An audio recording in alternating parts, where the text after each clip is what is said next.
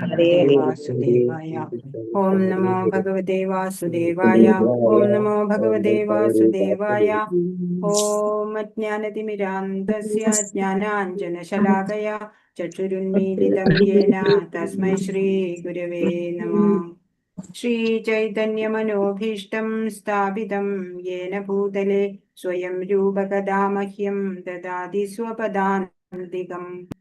വന്ദേഹം ശ്രീഗുരോ ശ്രീയുതപദകമലം ശ്രീഗുരൂन् വൈഷ്ണവാംശ്ച ശ്രീരൂപം സാഗ്രജാതം സഹഗണരഘുനാഥാന്വിതം തം സജീവം സാദ്വൈതം സാവധൂതം പരിജനസഹിതം കൃഷ്ണചൈതന്യദേവം ശ്രീരാധാകൃഷ്ണപാദാൻ സഹഗണലളിതാ ശ്രീവിശാഖാന്വിതാംശ്ച.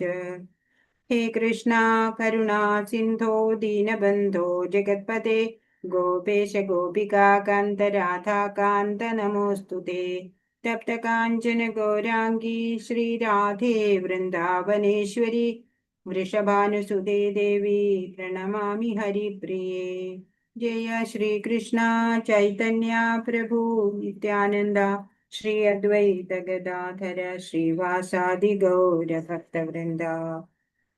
ഹരേ കൃഷ്ണ കൃഷ്ണ കൃഷ്ണ ഹരേ ഹരേ, ഹരേ രാമ രാമ രാമ ഹരേ ഹരേ. ശ്രീ ശ്രീ രാധാ ഗോവിന്ദ് की जय. ശ്രീല പ്രഭുപാദ് की जय. ഗുരു മഹാരാജ് की जय. ഹരേ കൃഷ്ണ. എല്ലാവർക്കും സ്വാഗതം. ഹരേ കൃഷ്ണ. എല്ലാവർക്കും പ്രണാമം. ഹരേ കൃഷ്ണ. ശ്രീ ശ്രീ രാധാ ഗോവിന്ദ് ടെമ്പിൾ ഇസ്കോൺ മാംഗ്ലൂരുവിന്റെ ഭഗവത്ഗീത ക്ലാസ്സിലേക്ക് നമ്മൾ വരികയാണ്. 5-ാം അധ്യായത്തിൽ നമ്മൾ കടന്നു അല്ലേ. അപ്പൊ നമ്മൾ കണ്ടത് ഭഗവാന്റെ ഫ്രാക്ഷൻസ് ആണ് നമ്മൾ അല്ലെ. ക്വാളിറ്റി സെയിം ആണ്, ക്വാണ്ടിറ്റിയിലാണ് വ്യത്യാസം ഉള്ളത് അല്ലെ. കടലും കടലിലെ ഒരു ഡ്രോപ്പ് വെള്ളവും പോലെയാണ് അല്ലെ. വെള്ളത്തിലെ ഒരു ഡ്രോപ്പാണ് നമ്മള്. കടല് അതാണ് പരമാത്മാവ് ഭഗവാൻ അത്ര അല്ലെ. ഭഗവാൻ വിഭുവാണ്, നമ്മളോ അണുവാണ്. അപ്പോ എല്ലാ ക്ലേശങ്ങൾക്കും കാരണം എന്താണ്? അജ്ഞാനമാണ്, അറിവില്ലായ്മ കൊണ്ടാണ് നമ്മൾ തെറ്റിലേക്കൊക്കെ പോകുന്നത്. ശരീരസ്ഥനായ ജീവൻ, ശരീരത്തിലിരിക്കുന്ന ജീവന് കർമ്മങ്ങൾ ചെയ്യുന്നത് ഞാനാണ് എന്നാണ് തോന്നുക. പക്ഷെ യഥാർത്ഥത്തിൽ അങ്ങനെ അല്ല. നമ്മൾ പഠിച്ചു അല്ലേ. ഇപ്പോ പ്രകൃതിയുടെ ത്രിഗുണങ്ങളാണ് നമ്മളെ കൊണ്ട് കർമ്മങ്ങളൊക്കെ ചെയ്യിപ്പിക്കുന്നത്. ഇപ്പോ പ്രഭുപാദ് പറയും, പ്രപഞ്ച സമുദ്രത്തിന്റെ മധ്യത്തില് നമ്മളുടെ ഈ ജീവൻ ഉണ്ടല്ലോ, ഇതിങ്ങനെ പന്താടപ്പെടുകയാണ് എന്നാ പറയണേ. അപ്പൊ നമ്മൾ അതിൽ നിന്ന് എങ്ങനെയാ മോചനം നേടേണ്ടത്? ദിവ്യമായിട്ടുള്ള കൃഷ്ണാവബോധം കൊണ്ട് വേണം നമ്മള് ഇതിൽ നിന്ന് രക്ഷ നേടാൻ. കൃഷ്ണാവബോധം എന്ന് പറഞ്ഞാൽ അത് ഭക്തിയുടെ ഒരു ഉന്നതമായ തലമാണ്. അപ്പോ നമ്മളത് കുറേശ്ശെ ആയിട്ട് ഇപ്പൊ നമ്മൾ സാധകരാണ് അല്ലെ, ഭക്തരായിട്ടില്ല നമ്മള്. അപ്പൊ സാധന ചെയ്ത് നമ്മൾ ആ ഭക്തിയിലേക്ക് ഉയരണം. അതിനുള്ള പരിശ്രമമാണ് നമ്മളിപ്പോ. ഹരേ കൃഷ്ണ.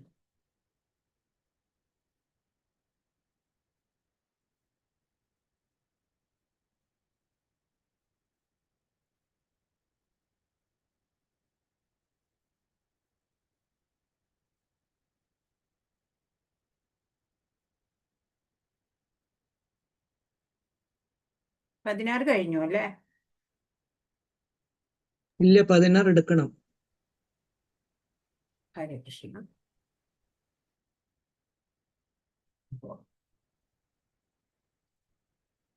16-ാമത്തെ ശ്ലോകത്തിലേക്ക് പോ. ജ്ഞാനേന തു തദജ്ഞാനം യേഷാം നാശിതമാത്മന തേഷാമാദിത്യവജ്ഞാനം പ്രകാശയതി തത്പരം. അജ്ഞാനത്തെ നശിപ്പിക്കുന്ന അജ്ഞാനം കൊണ്ട് ഒരാൾ പ്രകാശിതനാവുമ്പോൾ പകൽ സമയത്ത് സൂര്യൻ പ്രകാശിപ്പിക്കുന്നത് പോലെ, എല്ലാം പ്രകാശിപ്പിക്കുന്നത് പോലെ അയാളുടെ ജ്ഞാനം എല്ലാം വെളിപ്പെടുത്തുകയും ചെയ്യുന്നു. ജ്ഞാനാർജനം അതാണ് വേണ്ടത് അല്ലെ. അജ്ഞാനം ആണ് നമ്മളെ തെറ്റൊക്കെ ചെയ്യാനുള്ള പ്രേരണ നമുക്ക് കിട്ടുന്നത്. അജ്ഞാനത്താലാണ്. അറിഞ്ഞുകൂടാ ഈ ലോകത്ത് എങ്ങനെ ജീവിക്കണം എന്നൊന്നും അറിയില്ല. വേദത്തിൽ എല്ലാത്തിനെയും നിർദ്ദേശങ്ങളുണ്ട്, പക്ഷെ ശാസ്ത്രജ്ഞാനമില്ല. അതുകൊണ്ട് നമുക്ക് അജ്ഞാനമാണ് ഉള്ളത്. അപ്പൊ അജ്ഞാനത്തിനെ എങ്ങനെയാ നശിപ്പിക്കുക? ജ്ഞാനം വരണം അല്ലെ. സൂര്യൻ വരുമ്പോഴേ ഇരുട്ട് പോകുന്ന പോലെ തന്നെ ആ ജ്ഞാനം സമ്പാദിച്ചാൽ പിന്നെ നമുക്ക് അജ്ഞാനമൊക്കെ മാറിപ്പോയിക്കോളും. ജ്ഞാനം കൊണ്ട് ഒരാൾ പ്രകാശിതനാവുമ്പോൾ പകൽ സമയത്ത് സൂര്യൻ എല്ലാം പ്രകാശിപ്പിക്കുന്നത് പോലെ അയാളുടെ ജ്ഞാനമെല്ലാം വെളിപ്പെടുത്തുകയും ചെയ്യുന്നു. അപ്പൊ ജ്ഞാനമൊക്കെ വെളിപ്പെട്ട് ഭഗവാനിലുണ്ടല്ലേ, ഭഗവാൻ ഷഡ് ഐശ്വര്യ സമ്പൂർണനാണ്, നമുക്കറിയാം. അപ്പോ ഭഗവാനെ നമ്മൾ ആശ്രയിക്കുമ്പോ എന്താ ഉണ്ടാവണത്? ഭഗവാന്റേതായ ആ ഗുണങ്ങളൊക്കെ ഉണ്ടല്ലോ, അതൊക്കെ നമുക്ക് റിലീസായി കിട്ടും. നമ്മുടെ ഉള്ളിൽ ഉണ്ട് ദൈവികതയൊക്കെ ഓൾറെഡി. പക്ഷെ അജ്ഞാനത്താലും കാമത്താലും മായയാലും ഒക്കെ എങ്ങനെ അത് മൂടപ്പെട്ട് കിടക്കാണ്. നമ്മൾ അതിനെയൊക്കെ ഒന്ന് പ്രബലമാക്കി എടുക്കണം, അത്രേ വേണ്ടൂ. എല്ലാവരുടെ ഉള്ളിലും ഉണ്ട് കൃഷ്ണപ്രേമം. കൃഷ്ണാവബോധം ഉദിക്കുമ്പോൾ പകൽ വെളിച്ചത്തിൽ എന്ന പോലെ സർവവും പ്രകാശിതമായി തീരും. കൃഷ്ണനെ മറന്നവൻ തീർച്ചയായും പരിഭ്രാന്തരാവുക തന്നെ ചെയ്യും. നമ്മളുടെ ജീവിതത്തിന്റെ സെന്റർ പോയിന്റിൽ ഭഗവാനെ വെക്കണം, അല്ലെ? അപ്പോൾ നമുക്ക് ഭഗവാന്റെ ആ സംരക്ഷണത്തില് എല്ലാം സക്സസ്ഫുൾ ആയിട്ട് ചെയ്യണതായിട്ട് നമുക്ക് തോന്നും. എല്ലാത്തിലും ഒരു പരിഭ്രാന്തി ഉണ്ടാവില്ല. പിന്നെ കൃഷ്ണാവബോധം കൈവന്ന ഒരാളിൽ നിന്ന് യഥാർത്ഥ ജ്ഞാനം ലഭ്യമാവൂ. ഒരു പരിശുദ്ധ ഭക്തനിൽ നിന്ന് വേണം നമ്മൾ ജ്ഞാനമൊക്കെ ആർജിക്കാൻ എന്നാണ്. ഈശ്വരന്റെ ഒരു പ്രതിനിധിയെ കണ്ടുമുട്ടുമ്പോൾ മാത്രമേ ഒരാൾക്ക് ഈശ്വരനെയും ഈശ്വരനുമായുള്ള തന്റെ ബന്ധത്തെയും കുറിച്ച് അറിയാൻ കഴിയുന്നുള്ളൂ. സാധുസംഘേ സാധുസംഘേ സർവശാസ്ത്ര ഹോയ് എന്നാണ് പറയാ. ഈ ലവമാത്ര സാധുസംഘേ സർവസിദ്ധി ഹോയ് എന്നാ പറയാ. എന്നുവെച്ചാ ഈ സാധുസംഘം, ഈ മഹാത്മാക്കളെ കണ്ടുമുട്ടുക എന്ന് പറഞ്ഞാല് സർവശാസ്ത്രവും നമ്മൾക്ക് ഗ്രഹിക്കാൻ സാധിക്കും. അവരെ ലവമാത്രം എന്ന് പറഞ്ഞാൽ, ലവമാത്രം എന്ന് പറഞ്ഞാല് ഒരു 1/12 സെക്കൻഡ്സ് മതി ആ ഒരു മഹാത്മാവിനെ കണ്ട സർവസിദ്ധി ഹോയ്, എല്ലാ സിദ്ധി നമുക്ക് നേടിയെടുക്കാം എന്നാ പറയണേ. അത്ര ആണ് ആ ഭഗവത് ഭക്തരുടെ അല്ലെങ്കിൽ ആ മഹാത്മാക്കളുടെ കഴിവ്. അവരുമായിട്ടുള്ള സംഘത്തിന് നമുക്ക് ഒരു ഭാഗ്യം ലഭിക്കുകയാണെന്നുണ്ടെങ്കിൽ അത് തന്നെ നമ്മുടെ ജീവിതത്തിലെ ഒരു ടേണിംഗ് പോയിന്റ് ആവും. തനിക്ക് ആധ്യാത്മിക ജീവിതത്തിൽ വ്യക്തിത്വമുണ്ടെന്ന് മനസ്സിലാക്കലാണ് യഥാർത്ഥ ജ്ഞാനം. അപ്പൊ നമ്മള് ഭഗവത് അംശമാണ് എന്ന് മനസ്സിലാക്കണം. ഭഗവാനും നമ്മളുമായിട്ടുള്ള ആ ശാശ്വത ബന്ധത്തെക്കുറിച്ച് മനസ്സിലാക്കണം. അത് തന്നെയാണ് ജ്ഞാനം എന്ന് ഭഗവാൻ പറഞ്ഞു തരാണ്. 17 തദ്ബുദ്ധയസ്തദാത്മാനസ്തന്നിഷ്ടസ്താത്പരായണ ഗച്ഛന്തി പുനരാവൃത്തിം ജ്ഞാന നിർധൂത കൽമഷ. ബുദ്ധിയും മനസ്സും വിശ്വാസവും ആശ്രയവും എല്ലാം പരമ്പൊരുളിൽ ഉറപ്പിച്ചു നിർത്തുമ്പോൾ പരിപൂർണ ജ്ഞാനത്താൽ സംശയങ്ങൾ ഒഴിഞ്ഞ് മുക്തിമാർഗത്തിൽ മുന്നേറുന്നു. ഇപ്പൊ എങ്ങനെ വേണം എല്ലാം, അല്ലേ? നമ്മള് ആകെ മൊത്തം നമ്മള് ആ ഭഗവാനില് മനസ്സുറപ്പിക്കുക എന്ന് നമ്മൾ പറയും. മനസ്സും ബുദ്ധിയും വിശ്വാസവും ആശ്രയവും എല്ലാം ആ പരമ്പൊരുൾ മാത്രമാണ് എനിക്ക് എന്നുള്ള ആ ഭാവന വരുമ്പോഴ്, അതില് മനസ്സിനെ ഉറപ്പിച്ചു നിർത്താൻ സാധിക്കുമ്പോൾ ദൃഢനിശ്ചയം വേണം, അല്ലെ? വ്യവസായാത്മിക ബുദ്ധി വേണം, നിശ്ചയാത്മിക ബുദ്ധി. അതിന് പിന്നെ വ്യതിചലിക്കണ്ട അതിന്ന്. പിന്നെ അങ്ങനെ പരിപൂർണ ജ്ഞാനത്താലെ സംശയങ്ങൾ ഒഴിഞ്ഞ് മുക്തിമാർഗത്തിൽ മുന്നേറാൻ സാധിക്കും. കൃഷ്ണനാണ് പരമമായ അതീന്ദ്രിയ സത്യം. ഭഗവാൻ താനാണ് എന്ന കൃഷ്ണന്റെ പ്രഖ്യാപനമാണ് ഭഗവത്ഗീതയുടെ കേന്ദ്ര ബിന്ദു. അപ്പൊ ഭഗവത്ഗീതയാണ് പറഞ്ഞു തരുന്നത്, അല്ലെ? എല്ലാ ഉപനിഷത്തുകളും നമുക്ക് പറഞ്ഞു തരുന്നുണ്ട് ഭഗവാൻ അരൂപിയല്ല, ഭഗവാന് രൂപമുണ്ട്, ഭഗവാൻ ഒരു വ്യക്തിയാണ്. എന്നാൽ ഭഗവത്ഗീത പറയുന്നു ആ വ്യക്തി പ്രഭു ശ്രീകൃഷ്ണനാണ്, നമുക്ക് പറഞ്ഞു തരുന്നു. ഭഗവാൻ അല്ലാതെ നമുക്ക് ആരുമില്ല പറഞ്ഞു തരാൻ അധികാരിയായിട്ട്, അല്ലെ? ആദിമനായിട്ടുള്ള ഭഗവാൻ പറഞ്ഞാലേ നമുക്ക് അറിയുള്ളൂ. അങ്ങനെ ഭഗവാനെ കുറിച്ച് പറഞ്ഞു തന്നെങ്കിലല്ലേ നമ്മൾ ഭഗവാനെ ആശ്രയിക്കാൻ ശ്രമിക്കുള്ളൂ. അതിനു വേണ്ടിയിട്ടാണ് ഭഗവാൻ തന്നെ പറയണേ. ചിലവര് വിചാരിക്കും, ഓ ഭഗവാൻ വലിയ മേനി നടിക്കാനാ, ഞാനാണ് എല്ലാത്തിൻ്റെയും ഉത്ഭവം, ഞാനാണ് സുപ്രീം എന്നൊക്കെ പറയുമ്പോ അത് ഭഗവാൻ പറഞ്ഞു തന്നാലേ നമ്മൾ മനസ്സിലാക്കാൻ സാധിക്കുള്ളൂ. അതുകൊണ്ട് ഭഗവാൻ പറയാണ്, അല്ലെ? അഹം ബീജപ്രദപിത, എല്ലാത്തിൻ്റെയും ബീജദാതാവായിട്ടുള്ള ആദിമനായിട്ടുള്ള സുപ്രീമായിട്ടുള്ളത് ഞാനാണ്. അതുകൊണ്ട് എന്നെ ആശ്രയിച്ചാൽ നിങ്ങൾക്ക് ശ്രേയസ് ഉണ്ടാവും എന്ന് ഭഗവാൻ തന്നെയാണ് പറഞ്ഞു തരാൻ അർഹതയുള്ള ഒരേ ഒരു വ്യക്തി. അതുകൊണ്ടാണ് ഇപ്പോ ഭഗവാൻ താനാണ് കൃഷ്ണന്റെ പ്രഖ്യാപനം. അതാണ് ഭഗവത്ഗീതയുടെ കേന്ദ്ര ബിന്ദു. മനസ്സും ബുദ്ധിയും വിശ്വാസവും എല്ലാം കൃഷ്ണനെ ആശ്രയിച്ചിരിക്കുന്നുവോ, അഥവാ ആരാണോ തികച്ചും കൃഷ്ണാവബോധത്തിൽ ഉറച്ചു നിൽക്കുന്നത്, അയാളുടെ സംശയങ്ങളെല്ലാം നീങ്ങുകയും അതീന്ദ്രിയ വിഷയങ്ങളെക്കുറിച്ച് പരിപൂർണ ജ്ഞാനം ഉദിക്കുകയും ചെയ്യും. ഇപ്പൊ ഓരോരുത്തര് പറയും, എന്തിനാ ഒരു ഗുരു വേണ്ടത്? ഞാൻ എല്ലാ ബുക്സും, ഞാനിതാ ഭഗവത്ഗീത, ശ്രീമദ് ഭാഗവതം, മഹാഭാരതം, രാമായണം എല്ലാം ഞാൻ എടുത്ത് വായിക്കുന്നുണ്ടല്ലോ എന്ന് പറയും. പക്ഷെ ഒരു ഗുരുകൃപ, കൃഷ്ണകൃപ ഇല്ലെങ്കില് നമുക്ക് ഒന്നും ഗ്രഹിക്കാൻ പറ്റില്ല. വായിക്കാൻ നമ്മളെ കൊണ്ട് പറ്റും, പക്ഷെ അതിലെ തത്വങ്ങൾ ഉൾക്കൊള്ളാൻ നമുക്ക് സാധിക്കണമെങ്കിൽ ഗുരുകൃപ വേണം, ഭഗവത് കൃപ വേണം. ഭഗവാൻ തന്നെ വിചാരിക്കണം, കാരുണ്യം ചൊരിയണം നമ്മളിലേക്ക്. അപ്പോഴാണ് നമുക്കത് ഗ്രഹിക്കാൻ പറ്റുക. അല്ലാതെ ഇരുന്ന് വായിക്കാനൊക്കെ ആരെക്കൊണ്ടും പറ്റും. കൃഷ്ണാവബോധം സിദ്ധിച്ചാൽ കൃഷ്ണനിൽ ദ്വന്ദ്ഭാവം, ഒരേ സമയത്ത് തന്നെ ഭേദവും അഭേദവും എന്ന് വെച്ചാല് ശ്രീ ചൈതന്യ മഹാപ്രഭു ശ്രീ ചൈതന്യ മഹാപ്രഭുവാണ് ഇവിടെ 600 വർഷം മുമ്പ് കരുണ അവതാരം ആയിട്ട് ഭക്തി എന്തെന്ന് ലോകരെ പഠിപ്പിക്കാൻ വേണ്ടിയിട്ട്. അന്ന കാലത്ത് ആളുകൾക്ക് പട്ടിണി ആയിരുന്നില്ല, ശരീരം കൊണ്ടുള്ള പട്ടിണി ആയിരുന്നില്ല, മാനസികമായിട്ടുള്ള അതായിരുന്നു. ആത്മീയത ഒട്ടും ഉണ്ടായിരുന്നില്ല അന്ന്.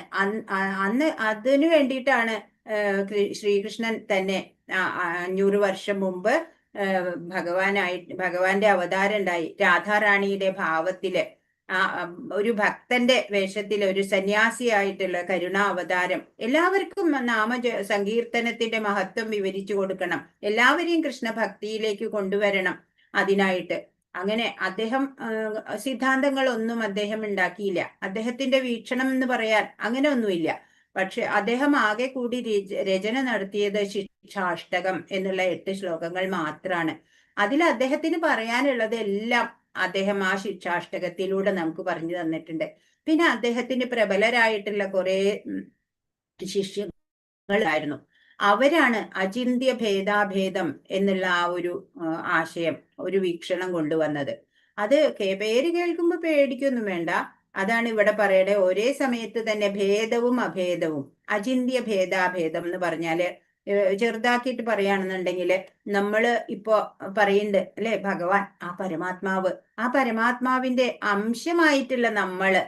അപ്പൊ ക്വാളിറ്റിയിൽ സെയിം ആണ് എന്ന് പറയുന്നു, എന്നാല് നമ്മൾ ക്വാണ്ടിറ്റിയിൽ സെയിം അല്ല.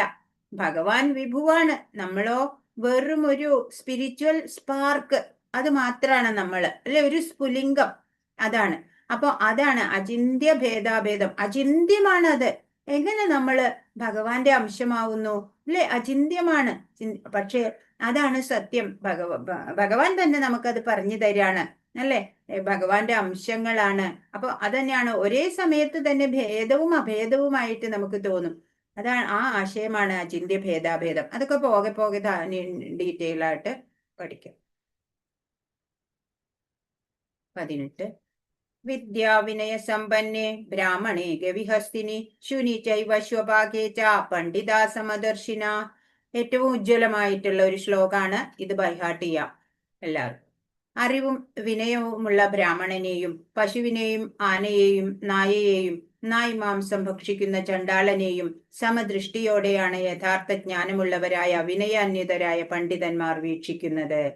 അപ്പൊ ഒരു പണ്ഡിതൻ എന്ന് പറയുന്നത് ആര്യ? കാവ്യ വസ്ത്രം ഉടുത്തിട്ട് ഇരുന്നാ മതിയോ അപ്പൊ പണ്ഡിതനാവോ? അങ്ങനെയല്ല. വേർതിരിവില്ലാതെ തന്നെ ആത്മാവിനെ ദർശിക്കാൻ സാധിക്കണം. ഇപ്പോ ഒരു ബ്രാഹ്മണനിലും വിനയം അറിവുള്ള ഒരു ബ്രാഹ്മണൻ ആണെങ്കിലും, ഒരു പശു അല്ലെങ്കിൽ ഒരു ആന, നായ അല്ലെങ്കിൽ നായ്മാംസം ഭക്ഷിക്കുന്ന ചണ്ടാളനായിക്കോട്ടെ, എല്ലാവരെയും സമദൃഷ്ടിയോടെയാണ് വീക്ഷിക്കുക.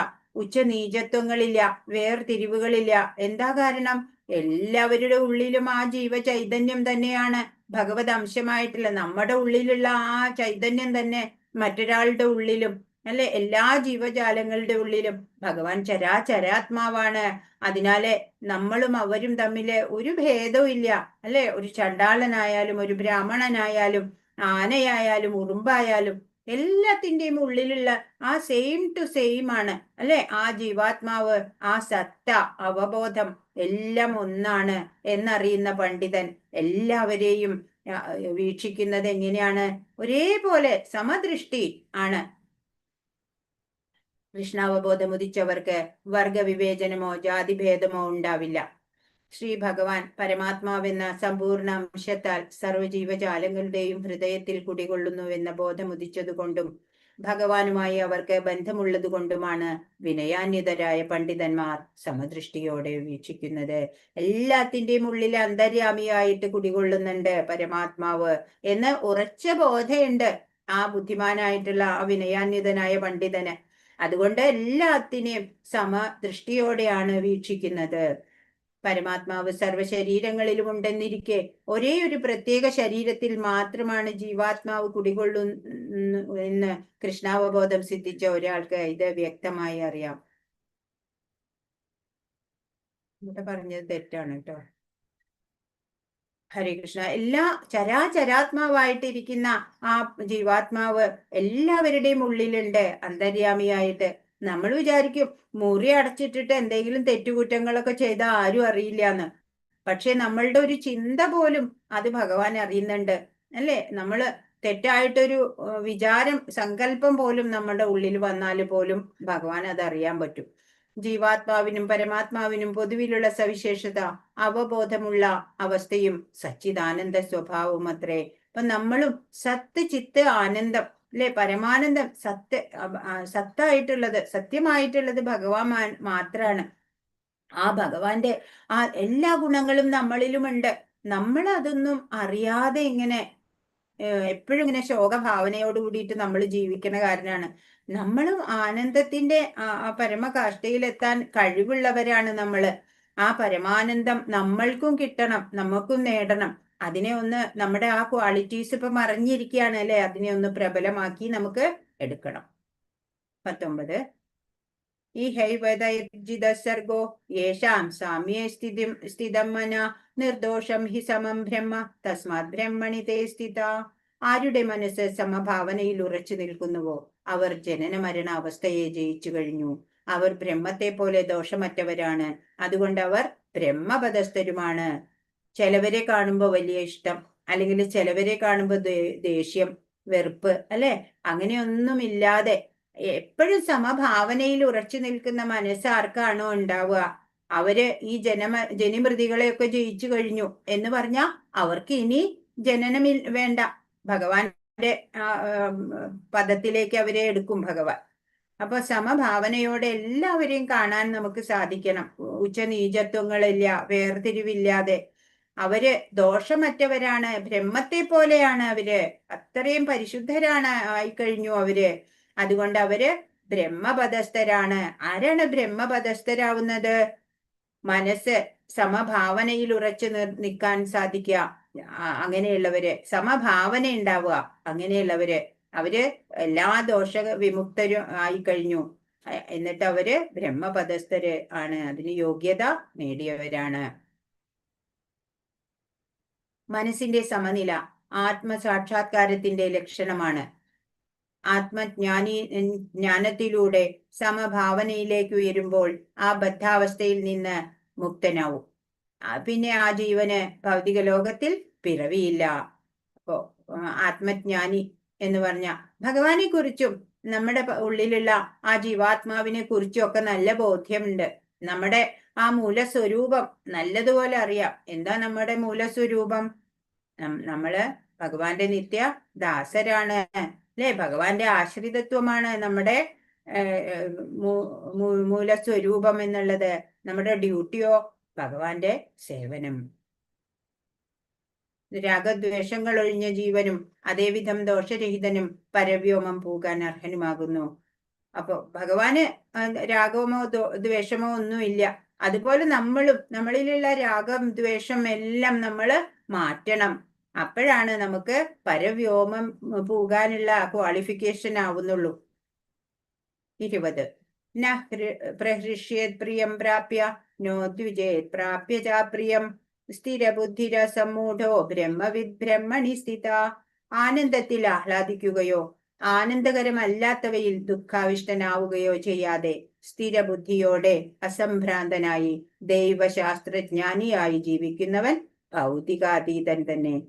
ആരാണ് ഈ ഭൗതികതയെ അതിജീവിച്ചിട്ടുള്ള ആള്? ഭൗതിക അതീതനായിട്ടുള്ള ആളുടെ എന്തൊക്കെയാണ് ലക്ഷണങ്ങള്? ആനന്ദത്തില് മതിമറന്നങ്ങ് ആഹ്ലാദിക്കുക, ദുഃഖം ഉള്ള കാര്യങ്ങൾ വരുമ്പോ അങ്ങ് തകർന്നടിഞ്ഞു വീണു പോവുക, അങ്ങനെയൊന്നും ചെയ്യാതെ സ്ഥിരബുദ്ധി ഉണ്ടാവുക. അതൊക്കെ വരുമല്ലേ, കാലാവസ്ഥ വന്ന് മഞ്ഞും വെയിലും ഒക്കെ വന്നു പോകുന്ന പോലെ സുഖം ദുഃഖമൊക്കെ വരും പോവും. ആഗമാപായിനോ നിത്യ താം സ്ഥിതിക്ഷസ്വ ഭാരത എന്ന് പറഞ്ഞാണ്. തിദിക്ഷയോടെ നമ്മൾ അതിനെയൊക്കെ നേരിടുക, അല്ലെ, സഹിക്കാൻ പഠിക്കണം. അപ്പൊ ദുഃഖോ സുഖോ ഒക്കെ വന്നു പോയിക്കൊണ്ടിരിക്കും നമ്മുടെ ജീവിതത്തില്. അപ്പൊ അതിനെയൊക്കെ സ്ഥിരബുദ്ധിയോടെ അഭിമുഖീകരിക്കുക, അസംഭ്രാന്തനായിട്ട്, അല്ലെ, ഒരു സംഭ്രമമില്ലാതെ ദൈവശാസ്ത്രജ്ഞാനിയായിട്ട് ഭഗവാനെ കുറിച്ചുള്ള എല്ലാ ജ്ഞാനവും സമ്പാദിച്ചു കഴിഞ്ഞിട്ട് ജീവിക്കുന്നവൻ ഭൗതികാതീതനാണ്. അയാൾ ഈ ലൗകികതയിൽ ജീവിക്കുന്നുണ്ടെങ്കിലും അയാൾ അലൗകികൻ എന്ന തലത്തിലേക്ക് ഉയർന്നു കഴിഞ്ഞു, അങ്ങനെയുള്ള ഒരാള്.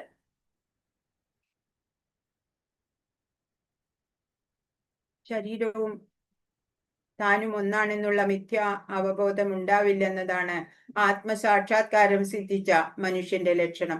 താൻ ശരീരമല്ല, താൻ ആത്മാവാണ് എന്നുള്ള ബോധ്യം വന്നു കഴിഞ്ഞു, അല്ലെ? അങ്ങനെയുള്ള ആളാണ് ആത്മസാക്ഷാത്കാരം കിട്ടിയ ആള്. താനീ കാണുന്ന ദേഹമല്ലെന്നും ഭഗവാന്റെ അംശമാണെന്നും അയാൾക്ക് നല്ലവണ്ണം അറിയാം. അതുകൊണ്ട് ഏതെങ്കിലും ഒരു നേട്ടത്തിൽ മതിമറന്ന് ആഹ്ലാദിക്കില്ല. ശാരീരികമായി തനിക്ക് ബന്ധപ്പെട്ടത് എന്തെങ്കിലും നഷ്ടമായാലോ ദുഃഖിക്കുകയില്ല. മാനസികമായ ഈ ദാർഢ്യമാണ് സ്ഥിരബുദ്ധി അഥവാ സ്വബുദ്ധി. ഇങ്ങനെ ഭഗവാന്റെ അംശമായ എനിക്ക് ഭഗവാന്റെ സംരക്ഷണം ഉണ്ട് എല്ലായ്പ്പോഴും എന്ന് ബോധ്യമുണ്ടെങ്കിൽ പിന്നെ കുറച്ച് ദുഃഖമോ സുഖമോ ഒക്കെ വരുമ്പോ എന്തിനാ വികാര ഭരിതമാവണത്, അല്ലേ? ഭഗവാൻ എന്റെ ഇച്ഛപ്രകാരമാണ് എല്ലാം ഇവിടെ സംഭവിക്കുന്നത്. പിന്നെ നമ്മളുടെ അർഹത, നമ്മളുടെ കർമ്മഫലം, അതൊക്കെ അനുസരിച്ച് നമ്മളെ ഓരോന്നും അനുഭവിക്കാൻ ബാധ്യസ്ഥരാണ്. അതൊക്കെ നമ്മൾ സന്തോഷത്തോടെ സ്വീകരിക്കുക. സർവവിധേനയും പരമപുരുഷനോട് താതാത്മ്യം നേടാമെന്ന വ്യാമോഹത്തോടെ അതിന് ശ്രമിക്കാതെ തന്റെ മൂലസ്വരൂപം എന്തെന്ന് അയാൾ മനസ്സിലാക്കുന്നു. ബ്രഹ്മസാക്ഷാത്കാരം അഥവാ ആത്മസാക്ഷാത്കാരം, ഈ സ്ഥിരമായ ബോധത്തെ കൃഷ്ണാവബോധം എന്ന് പറയുന്നു. ഇപ്പൊ ഈ ത്രിഗുണങ്ങള് നമ്മൾ പഠിച്ചിട്ടുണ്ട്. ഇപ്പൊ ത്രിഗുണങ്ങളെയൊക്കെ അതിജീവിച്ച ഒരു അവസ്ഥയാണ് ഈ കൃഷ്ണാവബോധം എന്നുള്ളത്. വാസുദേവാവസ്ഥ, ശുദ്ധ സത്വഗുണത്തിലുള്ള അവസ്ഥ എന്നൊക്കെ നമുക്ക് പറയാൻ പറ്റും. ഭൗതിക ഭോഗങ്ങളിൽ ലൈംഗിക സുഖമാണ് മുഖ്യം. ഇത് അടുത്തതിന്റെ എന്ന് തോന്നുന്നു, അല്ലേ?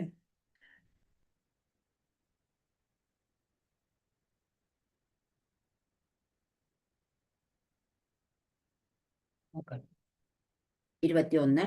ബാഹ്യസ്പർശേഷു സക്താത്മാ വിന്ദത്യാത്മനിൽ സുഖം സബ്രഹ്മയോഗയുക്താത്മാ സുഖമക്ഷയമശ്നുതേ. മുക്തനായ ഒരാൾക്ക് ഭൗതികമായ ഇന്ദ്രിയ സുഖങ്ങളിൽ ആസക്തി ഉണ്ടാവില്ല. അയാൾ സമാധി പൂണ്ട് ആത്മാവിൽ തന്നെ എപ്പോഴും ആനന്ദം അനുഭവിക്കുന്നു. മുക്തൻ ആയി എന്ന് വിചാരിക്കുക. ഈ ഭൗതികതയിൽ നിന്നൊക്കെ അയാൾക്ക് മുക്തി ഉണ്ടായി, ഭൗതിക വിഷയങ്ങളിലൊന്നും താല്പര്യം ഉണ്ടാവണില്ല. അങ്ങനെ അയാള് എന്തിനോടാണ് പിന്നെ ആസക്തി? ഭഗവാനോട് ആസക്തി ഉണ്ടാവുക. ഇവിടെ ഈ ഭൗതിക മെറ്റീരിയൽ ഡിറ്റാച്ച്മെന്റ്, സ്പിരിച്വൽ അറ്റാച്ച്മെന്റ് രണ്ടും വേണം, കോംബോ ആണ്. ഒന്നിനോട് ഡിറ്റാച്ച്ഡ് ആവുമ്പോ ഭഗവാനോട് അറ്റാച്ച്ഡ് ആവണം.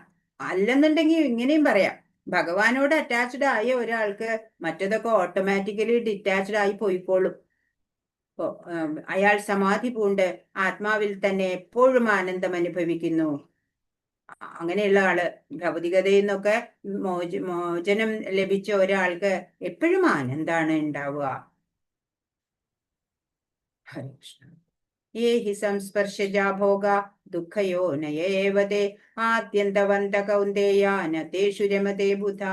ബുദ്ധിമാൻ ഭൗതിക ഇന്ദ്രിയങ്ങളുമായുള്ള ബന്ധം മൂലം ഉണ്ടാകുന്ന ദുഃഖങ്ങളിൽ പങ്കുകൊള്ളാറില്ല.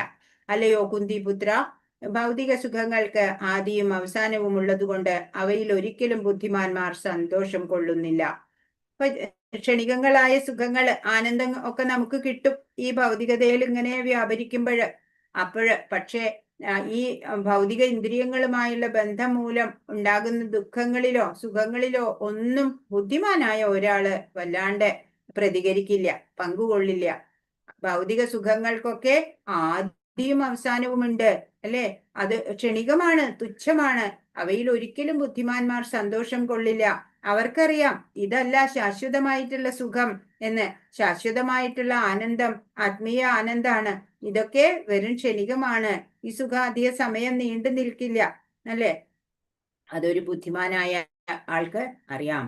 ഭൗതികമായ ഇന്ദ്രിയ സുഖങ്ങൾ ഇന്ദ്രിയങ്ങളുമായുള്ള ബന്ധം കൊണ്ടാണ് ഉണ്ടാവുന്നത്. അവ ക്ഷണികമാണ്. യോഗികൾ പരമസത്യത്തിൽ നിന്ന് അനന്തവും ഇന്ദ്രിയാതീതവുമായ ആനന്ദം അനുഭവിക്കുന്നു.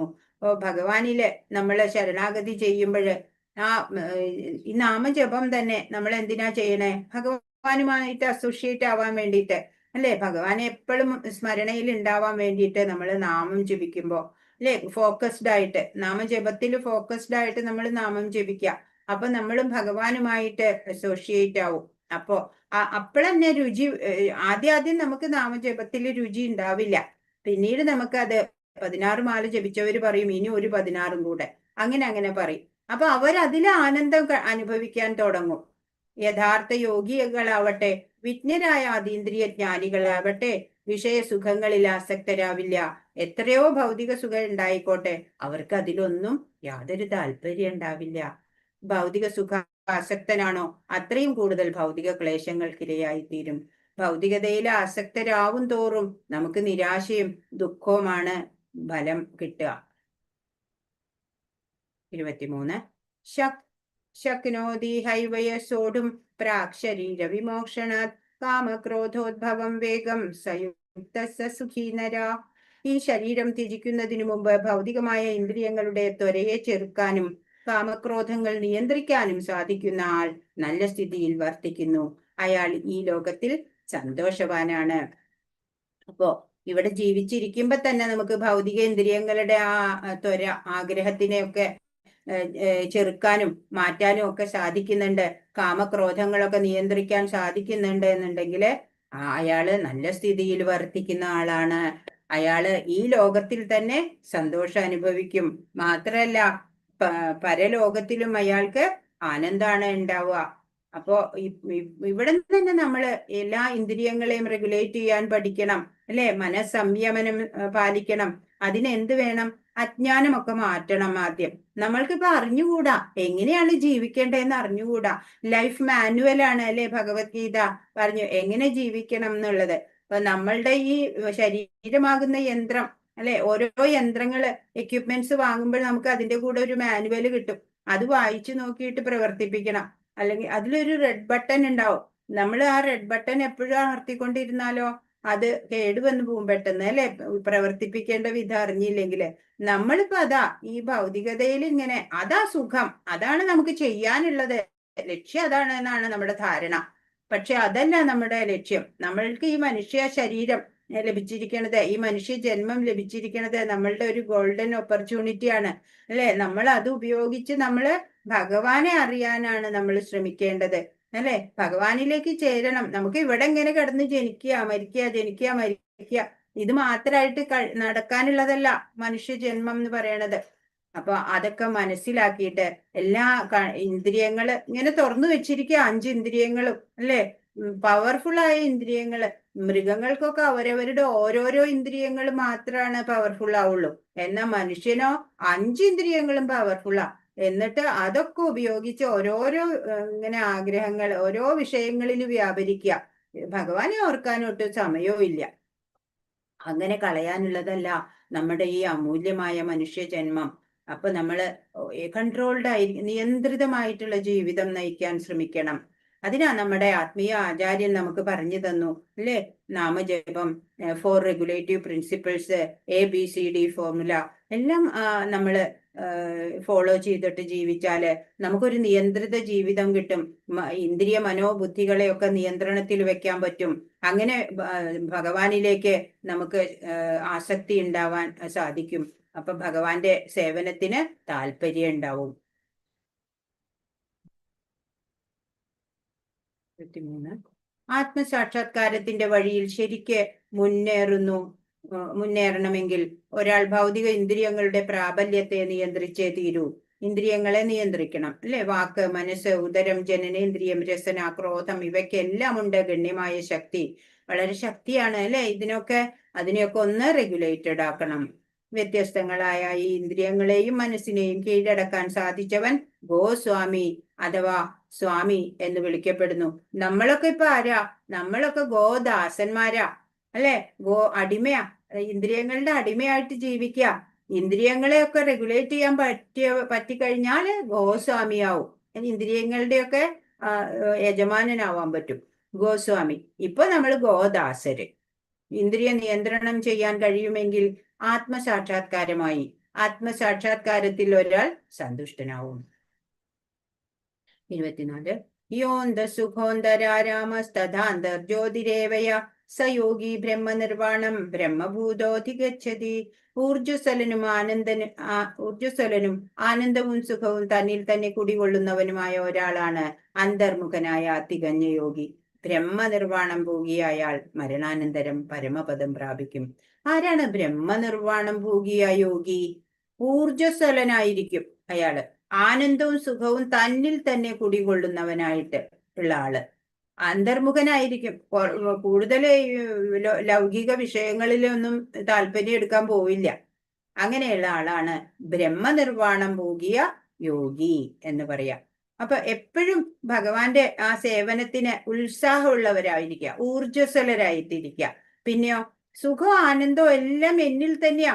മറ്റൊരാളാണ് എനിക്ക് സുഖം തരുന്നത്, അല്ലെങ്കിൽ മറ്റൊരാളുണ്ടെങ്കിലേ എനിക്ക് ആനന്ദം ഉണ്ടാവൂ എന്നില്ല. ഭഗവാൻ ഉണ്ടെങ്കിൽ മതി എനിക്ക് ആനന്ദമുണ്ട്, സുഖമുണ്ട് എന്ന് ആ തന്നിൽ തന്നെ കുടികൊള്ളുന്ന ആനന്ദത്തിനെ കണ്ടെത്താൻ സാധിക്കും. അങ്ങനെ അന്തർമുഖനായിരിക്കും അയാൾ. അന്തർമുഖൻ എന്ന് പറഞ്ഞാൽ ആരോടും മിണ്ടാതിരിക്കുക എന്നല്ല, സജ്ജനങ്ങളുമായിട്ടൊക്കെ സംസർഗം ഉണ്ടാവും, ദുർജനങ്ങളുടെ അടുത്തൊക്കെ മൗനിയായിട്ടിരിക്കും.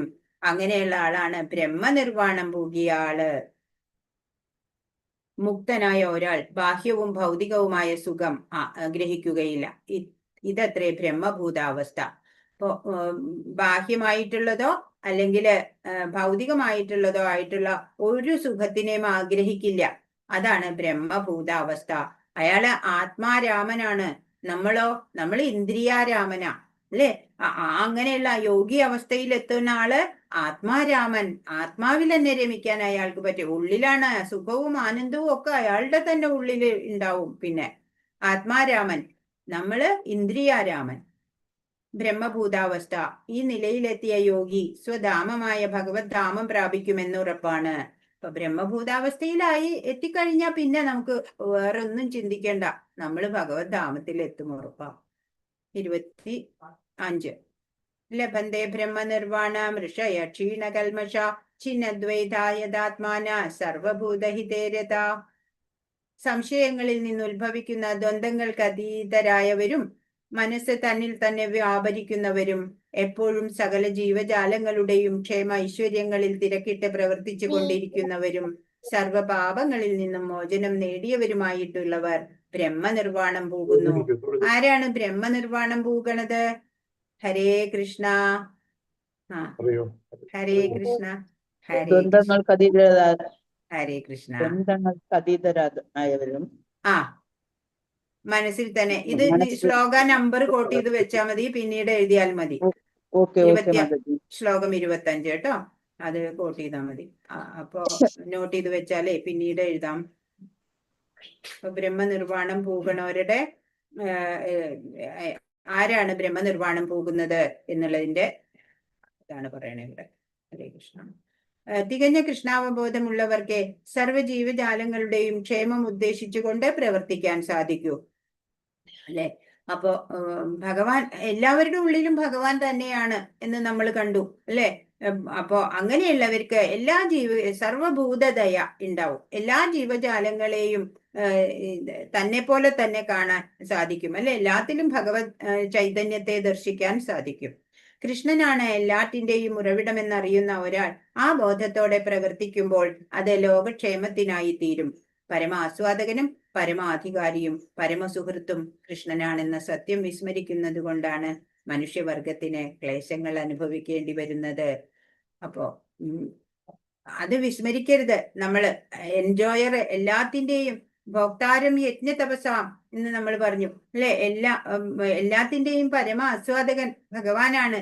പരമാധികാരി അതും ഭഗവാനാണ്. പരമസുഹൃത്ത് ഭഗവാനാണ്, അല്ലെ?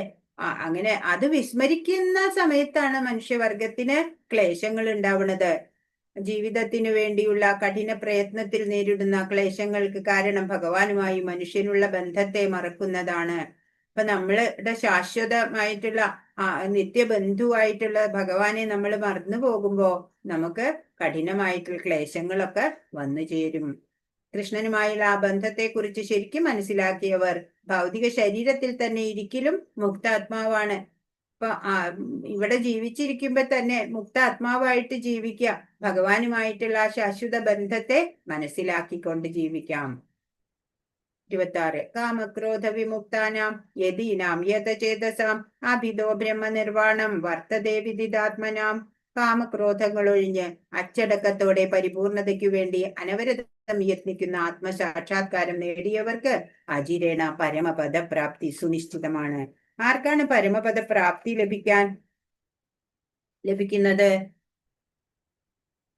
കാമക്രോധങ്ങൾ ഒഴിഞ്ഞ് അച്ചടക്കത്തോടെ പരിപൂർണതയ്ക്ക് വേണ്ടി അനവരതം യത്നിക്കുന്ന ആത്മസാക്ഷാത്കാരം നേടിയവർക്ക് പരമപദപ്രാപ്തി സുനിശ്ചിതമാണ്. കാമക്രോധങ്ങളൊക്കെ മാറ്റണം, എന്നിട്ടോ അച്ചടക്കത്തോടെ നിയന്ത്രിതമായിട്ട് പരിപൂർണതയ്ക്ക് വേണ്ടിയിട്ട് അനവരതം പ്രയത്നിക്കണം. അങ്ങനെ ആത്മസാക്ഷാത്കാരം ലഭിക്കും.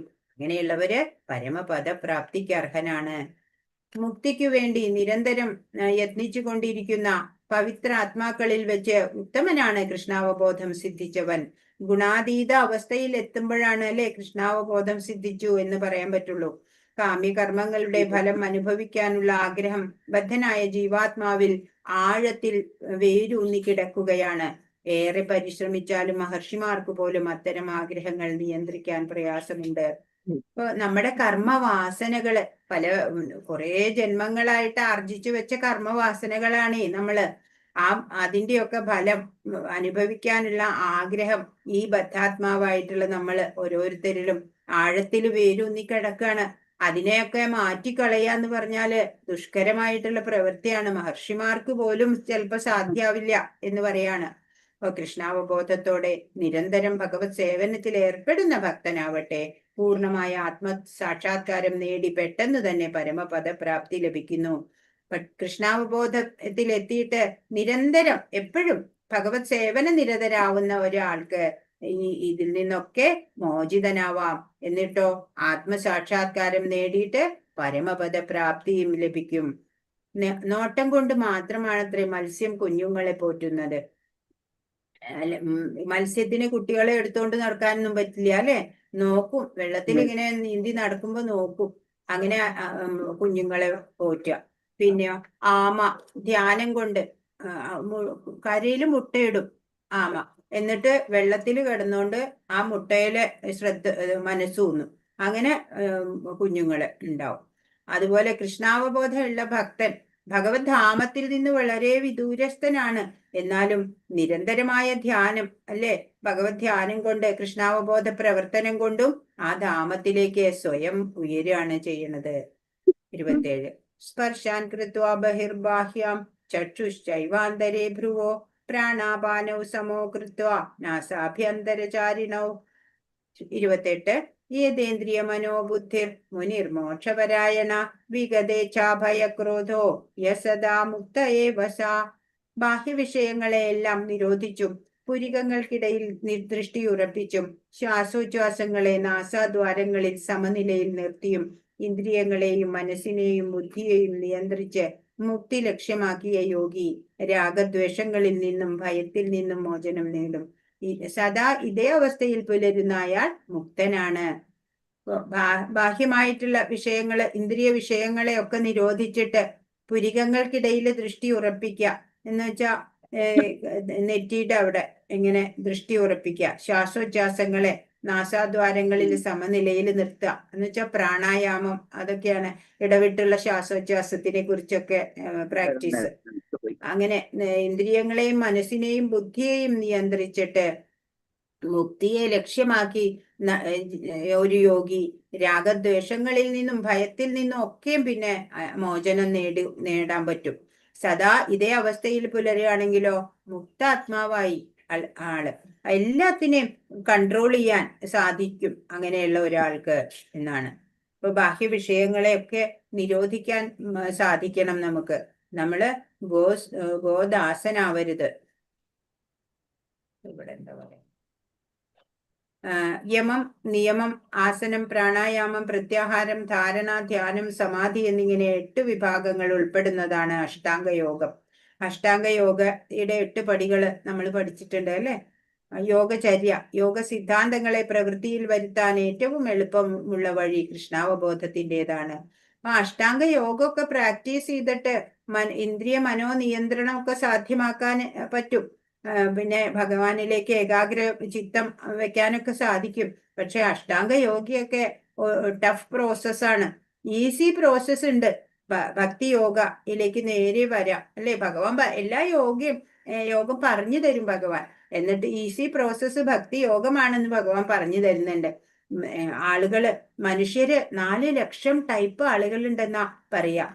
അത് അവരുടെ ബോധമണ്ഡലത്തിന്റെ ആ ബോധതലത്തിന്റെ വ്യത്യാസം അനുസരിച്ചാണ് 4 ലക്ഷം ടൈപ്പ് ആൾക്കാരുണ്ട്. അപ്പൊ ഒരേ ഒരു മാർഗം മാത്രം പറഞ്ഞു കൊടുത്താല് എല്ലാവർക്കും അത് അക്സെപ്റ്റബിൾ ആവില്ല. അതുകൊണ്ട് ഭഗവാൻ പല പല മാർഗങ്ങൾ പറഞ്ഞു തരാണ്. ഓരോരുത്തരും അവരവർക്ക് സൂട്ടബിൾ ആയത് തിരഞ്ഞെടുത്തിട്ട് ജീവിക്കാം. പക്ഷെ അതിൽ ഏറ്റവും എളുപ്പമുള്ളത് ഭക്തി യോഗയാണ് എന്ന് ഭഗവാൻ പ്രത്യേകം പറയുന്നുണ്ട്. യോഗചര്യ അതൊക്കെ നല്ലതാണ്. യോഗ സിദ്ധാന്തങ്ങളെ പ്രവൃത്തിയിൽ വരുത്താൻ ഏറ്റവും എളുപ്പമുള്ള വഴി കൃഷ്ണാവബോധത്തിൻ്റെതാണ്. അപ്പോൾ കൃഷ്ണാവബോധം സിദ്ധിച്ച ആൾക്ക് എല്ലാ യോഗയും നേടിക്കഴിഞ്ഞു എന്നുള്ളതാണ്. കൃഷ്ണാവബോധം ഉദിച്ച ഒരാൾ സദാ ഭക്തിപൂർവകമായ സേവനത്തിൽ ഏർപ്പെട്ടുകൊണ്ടിരിക്കയാൽ മറ്റു വിഷയങ്ങളിൽ ഇന്ദ്രിയങ്ങളെ വ്യാപരിപ്പിച്ച് അപകട സാധ്യത ഉണ്ടാക്കുന്നില്ല. കൃഷ്ണാവബോധം ഉള്ള ആളെയൊക്കെ എന്തിനേ സമയമുള്ളൂ? ഭഗവത് സേവനത്തിന് മാത്രമേ സമയമുള്ളൂ.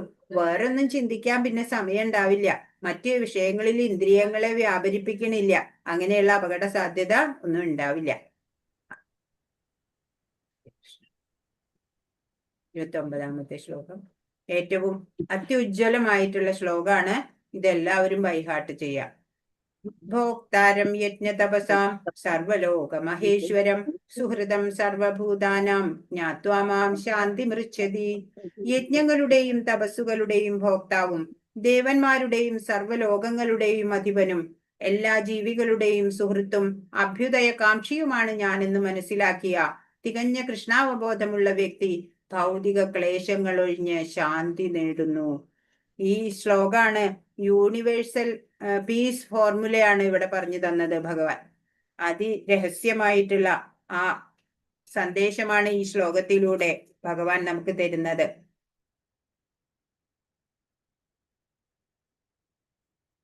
ഹരേ കൃഷ്ണ. അപ്പോ ഭക്തി സേവനം അതാണ് നമ്മുടെ ഡ്യൂട്ടി അല്ലെ. നമ്മൾ നന്നാവണം എന്ന് ആഗ്രഹമുള്ളത് ആരൊക്കെയൊക്കെയാ? നമ്മുടെ അച്ഛനും അമ്മയ്ക്കും ഉണ്ടാവും, ഭഗവാനും ഉണ്ടാവും അല്ലെ. നമ്മൾ നന്നാവണം എന്ന്. അപ്പോ നമ്മളെപ്പോഴും ആ സത്യത്തിനെ മനസ്സിലാക്കണം. അപ്പോഴാണ് നമുക്ക് ശാന്തി ഉണ്ടാവുള്ളൂ.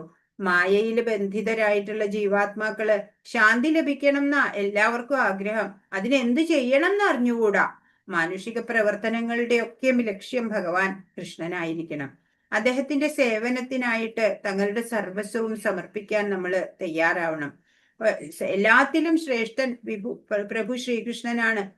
തമീശ്വരാണാം പരമം മഹേശ്വരം എന്ന് ശ്വേതാശ്വേതര ഉപനിഷത്തില് പറയുന്നുണ്ട്. കൃഷ്ണ ഭഗവാനാണ് സർവലോകങ്ങളുടെയും തദ്വാസികളായ ദേവന്മാരുടെയും അധിപതിയായ സർവോത്കൃഷ്ടനായ അദ്ദേഹത്തിന്റെ അതീന്ദ്രിയ സേവനത്തിനാണ് ഈ മനുഷ്യൻ തങ്ങളുടെ സർവസ്വവും അർപ്പിക്കണം. ഇതാണ് ശ്രേഷ്ഠമായ ശാന്തി നേടാനുള്ള വഴി. പീസ് ഫോർമുലയാണ് ഭഗവാന്റെ ആ സ്റ്റാറ്റസ്. സർവശ്രേഷ്ഠമായ ആ തലം നമ്മള് ശരിയായി ബോധ്യം വരണം നമുക്ക്. കൃഷ്ണ ഭഗവാനാണ് പരമാധികാരി. ദേവന്മാരുൾപ്പെടെ എല്ലാ ജീവാത്മാക്കളും അദ്ദേഹത്തിന്റെ ആശ്രിതരും. തികഞ്ഞ കൃഷ്ണാവബോധം കൊണ്ട് പൂർണ്ണ ശാന്തി ലഭിക്കുള്ളൂ. പരമപുരുഷനുമായി തനിക്കുള്ള ബന്ധത്തെ പറ്റി പൂർണ്ണമായി അറിഞ്ഞുകൊണ്ട് ചെയ്യുന്നതാണ് കൃഷ്ണാവബോധ പ്രവർത്തനം.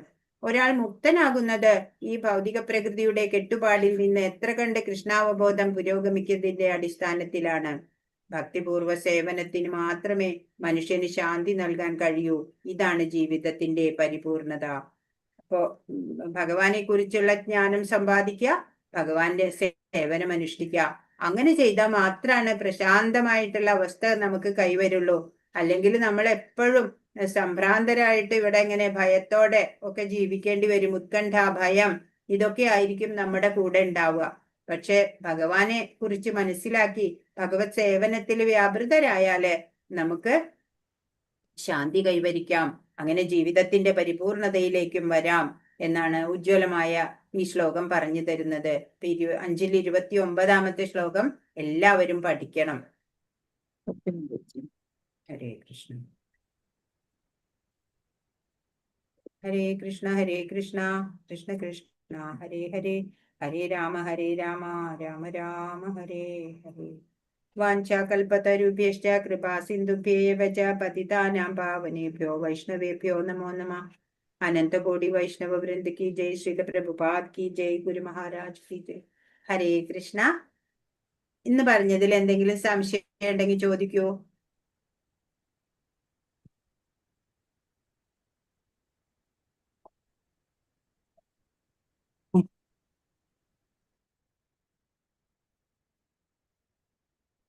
ഹരേ കൃഷ്ണ.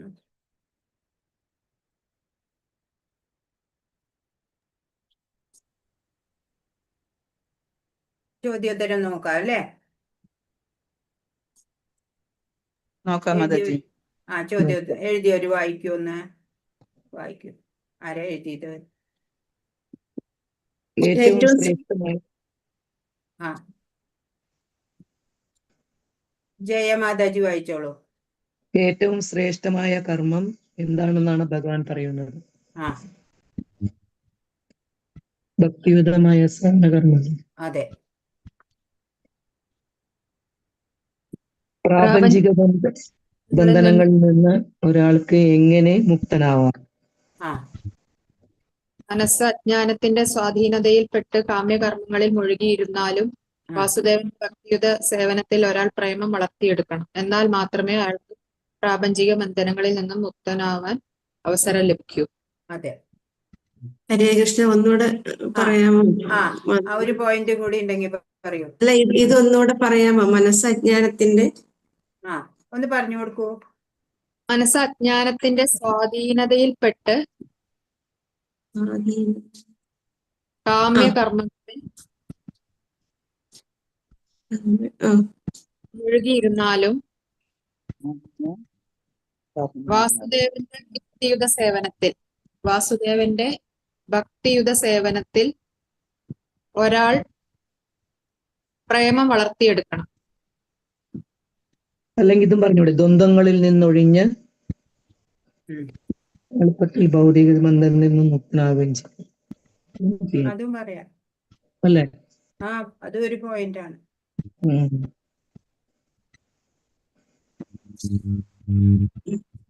നോട്ട് ചെയ്തോളൂ എല്ലാവരും. ഇനി അടുത്തത്.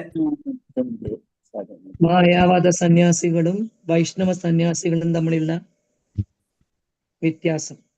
അതൊരു ചാർട്ട് നമ്മൾ കണ്ടു അല്ലേ? അത് നോട്ട് ചെയ്തിട്ടുണ്ടോ ആരെങ്കിലും? ശ്ലോകം 6-ലാണത്. അപ്പൊ അത് പിന്നീട് നിങ്ങൾ നോക്കി എഴുതി വെച്ചാൽ മതി. കുറെ ഉണ്ടല്ലോ അത്. അടുത്തത്. കൃഷ്ണാവബോധം സിദ്ധിച്ച ഒരു വ്യക്തിയുടെ ലക്ഷണങ്ങൾ എന്തെല്ലാം? എന്താണ്?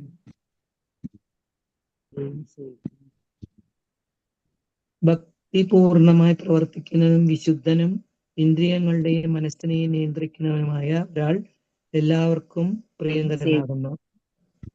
പ്രിയങ്കരനാണ്. യാതൊരു കർമ്മവും അദ്ദേഹത്തെ ബാധിക്കുന്നില്ല.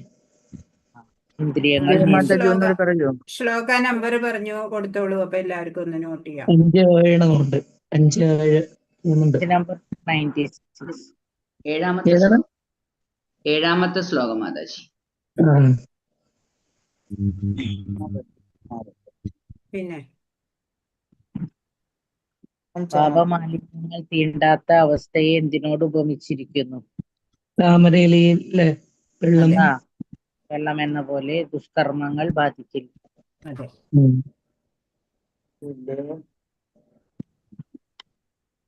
പിന്നെയോ? ഒരു വ്യക്തിക്ക് പരിപൂർണ ജ്ഞാനത്താൽ സംശയങ്ങൾ ഒഴിഞ്ഞ് മുക്തിമാർഗത്തിൽ മുന്നേറാൻ സാധിക്കുന്നത് എപ്പോൾ? 5:17 ഉണ്ട് അല്ലെ? ഇന്ന് നമ്മള് 5:17. 5:17 അത്. എല്ലാവർക്കും മനുഷ്യവർഗ ആൻസർ ഒന്ന് വായിച്ചോളൂ, ആൻസർ വായിച്ചോളൂ ഒന്ന്. 5:17 അല്ലെ? ആ.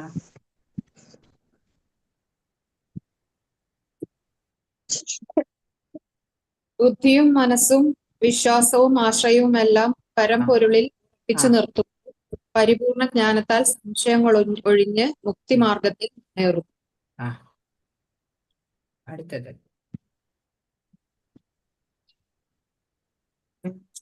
മനുഷ്യവർഗത്തിന് ക്ലേശങ്ങൾ അനുഭവിക്കുന്നത് എപ്പോൾ? ആ 5:25. പരമാസ്വാദകനും പരമാധികാരിയും പരമസുഹൃത്ത് കൃഷ്ണനാണെന്ന് സത്യം വിസ്മരിക്കുമ്പോൾ. അതെ. എത്രാമത്തേത്? 5 25. 20 5 അല്ലേ? 24 25 25 24 4. 4. 24. ഓക്കെ.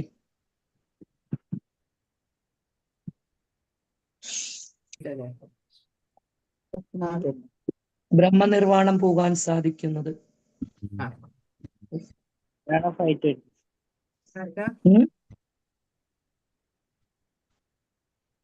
അതേതാ ശ്ലോകം അറിയോ? 5:25. 25.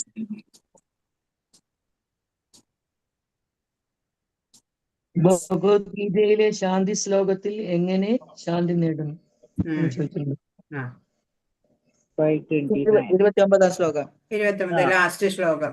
അത് ഏറ്റവും പ്രധാനപ്പെട്ട ശ്ലോകമാണ്. അതെല്ലാരും പഠിക്കണം.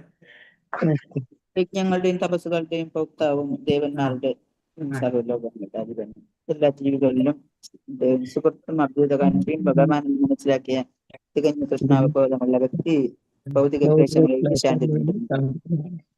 അതെ. കഴിഞ്ഞോ? കഴിഞ്ഞു മാതാജി. കഴിഞ്ഞു. നാളെ നിങ്ങളുടെ മാതാജി വരും. നാളെ ഹരേ കൃഷ്ണ മാതാജി. ഞാൻ നിങ്ങൾക്ക് ഒരു കഥ പറഞ്ഞു തന്നിട്ട് പോകാം. ഓക്കെ മാതാജി. ഹരേ കൃഷ്ണ. നാരദ മഹർഷിയുടെ 3 ജന്മങ്ങള് അറിയാവുന്നവരുണ്ടാവും. എന്നാൽ നമുക്കൊന്ന് ഓർക്കാം. ഇപ്പൊ നാരദ മുനി ഈ നാടകത്തിലൊക്കെ കാണിക്കുന്ന പോലെ അല്ലേ, ഈ ഇങ്ങനെ എന്താ പറയാ, അസൂയ അങ്ങനെയൊന്നുള്ള ഇതായിട്ട് അതൊക്കെ തെറ്റാണ്. അപ്പൊ നാരദ മുനി ഭക്തോത്തമനായിട്ടുള്ള ഒരു മഹർഷി തന്നെയാ. അദ്ദേഹത്തെ കുറിച്ച് നമുക്കൊന്ന് നോക്കാം. വലിയ സംഗീതജ്ഞനാണ് അദ്ദേഹം. ഭഗവത് കീർത്തനങ്ങൾ പാടിക്കൊണ്ട് ഇങ്ങനെ ഭൗതിക ആധ്യാത്മിക ലോകങ്ങളിലെല്ലാം സഞ്ചരിക്കുകയാണ്. എല്ലാവർക്കും ഭഗവത് ഭക്തി സേവനത്തെ കുറിച്ച് ഇങ്ങനെ പറഞ്ഞു കൊടുത്തിട്ട് നടക്കും. അദ്ദേഹം ആദ്യം ഈ ബ്രഹ്മപുത്രനായിട്ട് ജനിക്കുന്നുണ്ട്. ഇപ്പൊ ശ്രീമദ് ഭാഗവതത്തിലെ ഒരു സന്ദർഭം എന്താണെങ്കില് ശ്രീ നാരദര് വ്യാസദേവനോട് സ്വന്തം ജന്മങ്ങളെ കുറിച്ചും എങ്ങനെ ഇങ്ങനെ ഭക്തോത്തമനാകാനുള്ള അനുഗ്രഹം ലഭിച്ചു എന്നതിനെ കുറിച്ചും വിവരിക്കുന്നതാണ് സന്ദർഭം. ആദ്യം ഇദ്ദേഹം ബ്രഹ്മപുത്രനായിട്ട് ജനിക്കുന്നുണ്ട്. അപ്പൊ ബ്രഹ്മാവ് പ്രജകളെ ധാരാളം വേണം, പ്രജോത്പാദനത്തിന് ആവശ്യപ്പെട്ടു. അപ്പൊ ഇദ്ദേഹം പറഞ്ഞു, ഇല്ല, ഞാൻ സന്യാസമാണ് ആഗ്രഹിക്കണേ എന്ന് പറഞ്ഞു. അതുകൊണ്ട് ബ്രഹ്മശാപം ലഭിക്കുകയാണ്. ബ്രഹ്മാവ് ശപിച്ചു. അങ്ങനെ അടുത്ത ജന്മം ഉപബർഹണൻ എന്നുള്ള ഗന്ധർവനായിട്ട് ജനിച്ചു. അപ്പോഴും സംഗീതജ്ഞൻ തന്നെ ആയിരുന്നു. ഒരു കൽപ്പം കാലം അങ്ങനെ ദേവസഭയില് സംഗീതജ്ഞനായി. സ്ത്രീകളൊക്കെ നൃത്തം ചെയ്യുന്ന വേദിയില് സംഗീതം നിർവഹിക്കുന്നത് ഉപബർഹണനാ. അങ്ങനെ ഒരിക്കല് ഭഗവാനെ സ്മരിക്കേണ്ട അവസരത്തില് മറ്റു പലതും ഇങ്ങനെ പാടി സ്ത്രീകളെ നോക്കിക്കൊണ്ട് മറ്റേതൊക്കെ വല്ലതും ഒക്കെ പാടിയപ്പോ ഇന്ദ്രന്റെ ശാപം അവിടെയും കിട്ടി. അങ്ങനെ നീ ഒരു ശൂദ്രനായിട്ട് പോകട്ടെ എന്നാണ് ശാപം കിട്ടിയത്. അപ്പോള് ഒരു അടുത്ത കൽപ്പത്തില് ദാസീപുത്രനായിട്ട് വരികയാണ്. അങ്ങനെ അപ്പോഴും ഭഗവാന്റെ കൃപ ഉണ്ടായിരുന്നു. അതുകൊണ്ട് മഹാത്മാക്കളുടെ സങ്കേതത്തിലാണ് അമ്മയൊന്നിച്ചിട്ട് എത്തിയത്. അവിടെ ആ മഹാത്മാക്കൾ പൂജ നടത്തുന്ന അതിൽ പങ്കെടുക്കും. അവര് പിന്നെ പ്രസാദം കൊടുക്കും. അങ്ങനെ അവിടെ നിൽക്കും. അടുത്ത പൂജയ്ക്ക് വേണ്ട പൂക്കളൊക്കെ പറിക്കാനും മാല കെട്ടാനും ഒക്കെ അവരെ സഹായിക്കും. അങ്ങനെ അവരുടെ ആഹാരം കഴിയുമ്പോൾ അവര് ഞങ്ങൾക്കും ആഹാരം തരും. നാരദര് സ്വന്തം കഥ പറയണതാണേ. അപ്പൊ പിന്നെ പാത്രങ്ങളൊക്കെ ഞങ്ങൾ കഴുകി വെക്കും, വൃത്തിയാക്കും. ആ ജോലിയൊക്കെ ഞാനും അമ്മയും കൂടെ ചെയ്യും. അവര് ഞങ്ങളോട് വളരെ സ്നേഹത്തോടെ പെരുമാറി. ഞങ്ങൾ അവരെ ബഹുമാനത്തോടെ. അങ്ങനെ സുഖമായിരുന്നു. ഞങ്ങൾ രണ്ടുപേരും അവിടെ സുഖമായിട്ട് കഴിഞ്ഞു. ചാതുർമാസി എത്തിയപ്പോഴ് യാദൃച്ഛികമായിട്ട് അവിടെ മറ്റു ചില മഹാത്മാക്കള് സന്യാസിമാരും കൂടെ വന്നു. അവരെ ശുശ്രൂഷിക്കേണ്ട ചുമതല എനിക്കായി അവരെ പരിചരിക്കുന്നത് എനിക്ക് വളരെ രസമായിരുന്നു. കാരണം അവര് കഥ പറയും, ഭഗവാന്റെ കഥകളൊക്കെ ഇങ്ങനെ പറഞ്ഞു തരും. ഇനി അടുത്ത കഥ ഏതാണ് എന്നുള്ള ജിജ്ഞാസയിൽ ഞാൻ നിന്നു. 5 വയസ്സായ എന്നില് കനിവ് തോന്നിയിട്ട് കുട്ടികൾക്ക് മനസ്സിലാവുന്ന രീതിയിൽ അവര് ഭഗവത് കഥകളൊക്കെ പറയാൻ തുടങ്ങി. അങ്ങനെ കേൾക്കാനാണെങ്കിൽ എനിക്ക് കൗതുകം കൂടി കൂടി വന്ന് അതറിഞ്ഞിട്ടോ അവര് കൂടുതൽ കഥകൾ ഇങ്ങനെ പറഞ്ഞു തന്നു. കഥ കേൾക്കും തോറും ഭഗവാനിൽ ഇങ്ങനെ ഭക്തി വളർന്നു വന്നു. ദിവസങ്ങൾ അങ്ങനെ കടന്നു പോയത് അറിഞ്ഞില്ല. അവരുടെ ആഹാരം കഴിയുമ്പോൾ ബാക്കിയുള്ളത് പ്രസാദമായിട്ട് എനിക്ക് തരും. അങ്ങനെ അവരുടെ അനുഗ്രഹം ധാരാളം ലഭിച്ചു. ഒരു ദിവസം അവര് യാത്ര പറഞ്ഞു പോകാൻ നേരം ഞാൻ വല്ലാതെ വിഷമിച്ചു. എനിക്ക് ദുഃഖായി. അങ്ങനെ എല്ലാവരെയും നമസ്കരിച്ചിട്ട് ഞാൻ പറഞ്ഞു, ഇനി ആരാണ് കഥ പറഞ്ഞു തരിക? അവര് വാത്സല്യത്തോടെ എന്റെ തലയിൽ കൈവച്ച് അനുഗ്രഹിച്ച് ഒരു മന്ത്രം പറഞ്ഞു തന്നു. നമോ ഭഗവതേ തുഭ്യം വാസുദേവായ ധീമഹി പ്രദ്യുമ്നായ അനിരുദ്ധായ നമഃസംകർഷണായ ച. ഇത് ജപിച്ചോളൂ, ഭഗവാനെ കാണാറാവും എന്ന് പറഞ്ഞിട്ട് അവര് പോയി. അന്നു മുതല് ഞാൻ സദാ ഈ മന്ത്രം ജപിച്ചു. ഏതാ മന്ത്രം? നമോ ഭഗവതേ തുഭ്യം വാസുദേവായ ധീമഹി പ്രദ്യുമ്നായ അനിരുദ്ധായ നമഃസംകർഷണായ ച.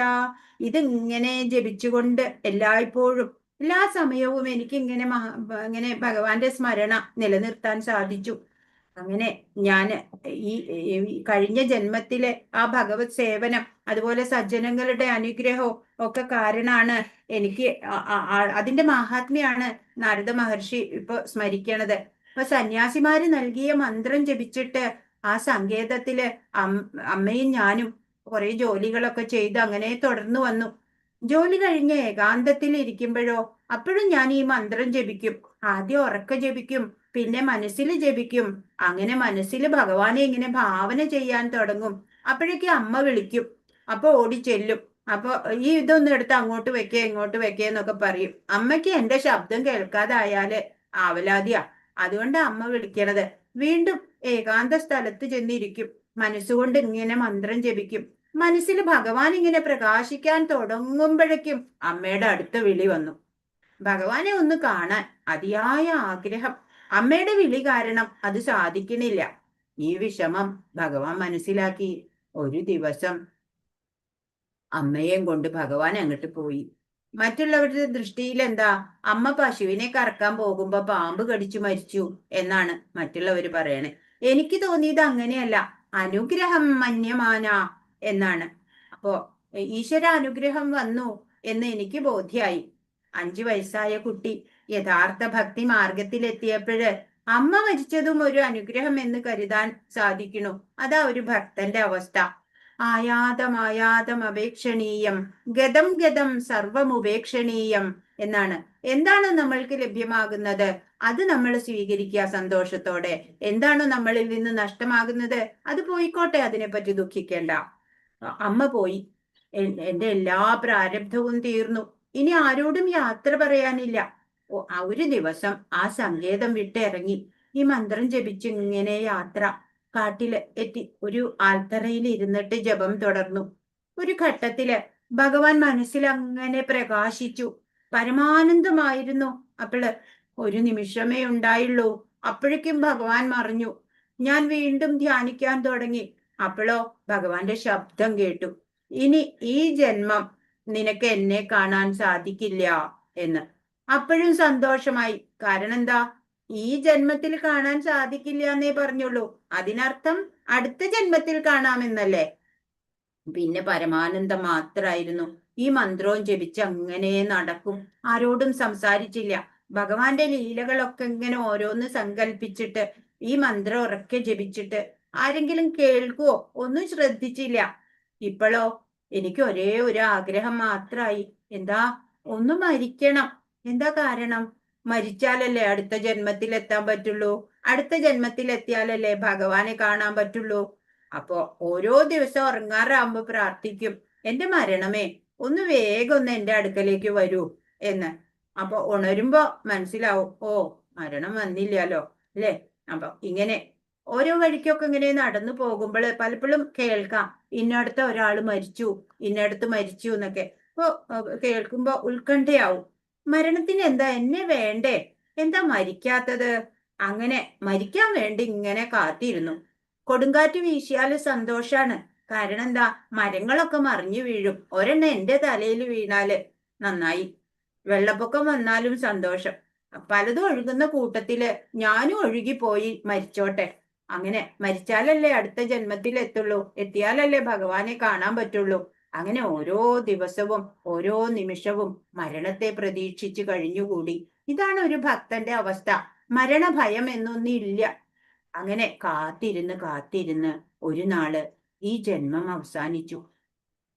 അങ്ങനെ പിന്നെ പ്രഭവത്തില് വീണ്ടും ബ്രഹ്മാവ് ഉണ്ടാവണു. ആ ബ്രഹ്മാവിന്റെ മാനസപുത്രനായിട്ട് ജനിക്കണു. ഈ ജന്മം ആരംഭത്തിൽ തന്നെ പിതാവ് ഭഗവാന്റെ മഹിമകളൊക്കെ ഇങ്ങനെ പറഞ്ഞു തന്നു. അങ്ങനെ കഴിഞ്ഞ ജന്മത്തിൽ തുടങ്ങിയ ആ ധ്യാനത്തിന്റെ കണ്ടിന്യൂവേഷൻ അല്ലെ ഇവിടെ ഉണ്ടായി. അങ്ങനെ അന്ന് ഏതാനും സന്യാസിമാരുടെ അനുഗ്രഹത്താല് ഈ അവസ്ഥയിൽ ഞാൻ എത്തിയതാണ്. ഇപ്പോഴ് നാരായണ എന്ന് ഞാൻ ജപിച്ചാല് ഭഗവാൻ നാരായണനായിട്ട് എന്റെ മുമ്പിൽ പ്രത്യക്ഷപ്പെടും. അങ്ങനെയാണ് എന്ന് നാരദര് പറയാണ്. അപ്പോ ധന്യനായിട്ടുള്ള ശ്രീ നാരദര് ഇപ്പോഴ് രണ്ട് ജോലിയാണ് അദ്ദേഹത്തിനുള്ളൂ. ഒന്ന് ദുഃഖിതരുടെ മുമ്പിലെത്താം, അവരെ ആശ്വസിപ്പിക്കുക. മറ്റൊന്നോ സദാ ഈശ്വര ഭജനം. ആധ്യാത്മിക ഭൗതിക ലോകങ്ങളിലൊക്കെ സഞ്ചരിക്കാനുള്ള സിദ്ധിയുണ്ട് അദ്ദേഹത്തിന്. വീണാപാണിയായിട്ട് അധ്യാത്മജ്ഞാനം എല്ലാവർക്കും പകർന്നു കൊടുത്തുകൊണ്ട് അദ്ദേഹം അങ്ങനെ സഞ്ചരിക്കുകയാണ്. ശ്രീ നാരദ മഹർഷിയുടെ കഥയാണ്. ഹരേ കൃഷ്ണ. അപ്പൊ എല്ലാവർക്കും ഹരേ കൃഷ്ണ. ഹരേ എല്ലാവർക്കും കൃഷ്ണ മാതാജി. എല്ലാവർക്കും നന്ദി. ഹരേ എല്ലാവർക്കും കൃഷ്ണ പ്രണാമം. മാതാജി. ഹരേ കൃഷ്ണ. കൃഷ്ണ. ഹരേ കൃഷ്ണ. ഇനിയും കാണാം ഹരേ കൃഷ്ണ. എപ്പോഴെങ്കിലുമൊക്കെ. ഓക്കെ ഇനി മാതാജി. നിങ്ങള് വലിയ വലിയ ക്ലാസ്സിലൊക്കെ എത്തുമ്പോ, ഭക്തിശാസ്ത്രിയൊക്കെ ക്ലാസ്സിൽ എത്തുമ്പോ നമുക്ക് ഒരുമിച്ച് കാണാം കേട്ടോ.